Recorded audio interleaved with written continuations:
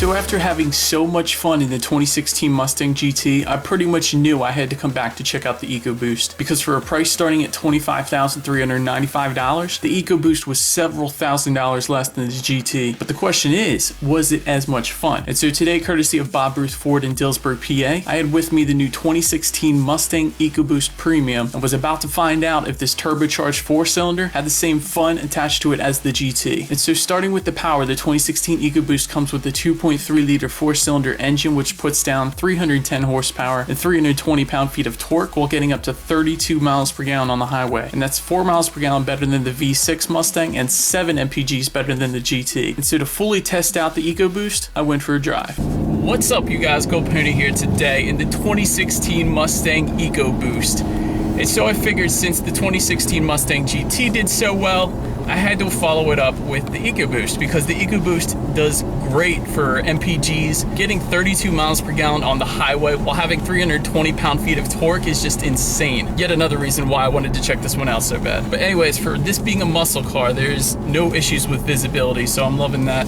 Also, the seats are bolstered perfectly. I definitely like that for a car as fast as this one is. Let's do a quick little acceleration. We're at like mid-speed right now, so let's see what happens.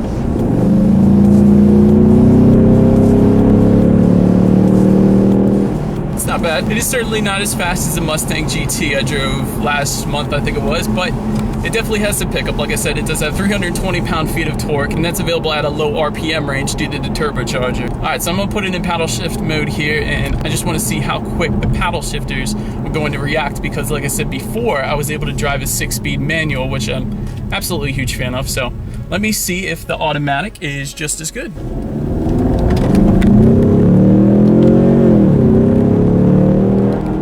Okay, it's not bad. There's definitely a slight delay with the paddle shifters, but that's fine. So honestly, if it were me, I'd probably stick with the 6-speed manual, but leaving it in drive mode, this car is still definitely fun. It still gets up to speed in around 5.6 seconds, which is good.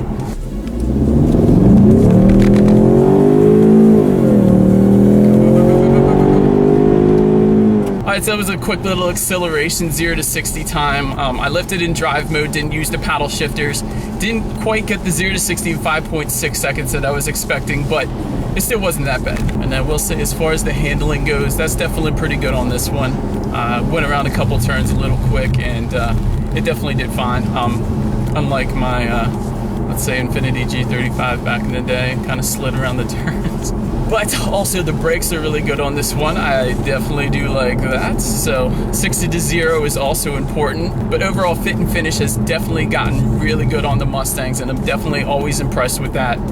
This one is no different. I'm definitely loving the whole interior on this. And that is about it for the test drive portion of this review. So let's check out the exterior now. And so up front, HID headlamps come standard on all Mustangs, and the EcoBoost Here had the fog lights as well. And when it comes to the paint, the car I had was finished in the color Deep Impact Blue. Then around the side, I found heated side mirrors with integrated turn signals as well. And although you couldn't see it since the light was out, when you open the door at night, a Mustang hologram shines down onto the ground from these side mirrors as well, which is a nice custom touch that Ford added on the Mustangs. And then just below the side mirrors were the 18-inch aluminum wheels and a double 5-spoke design. And of course, there were plenty of optional wheel packages available to choose from. But lastly, around back was the deck lid spoiler along with LED sequential taillights that the Mustangs are known for. And just below that was the body color rear diffuser, which most cars would have left as a plastic finish, but the fact that Ford chose to paint this to match the car definitely makes it stand out and look so much better in my opinion. But since we're back here, here's some revs for you.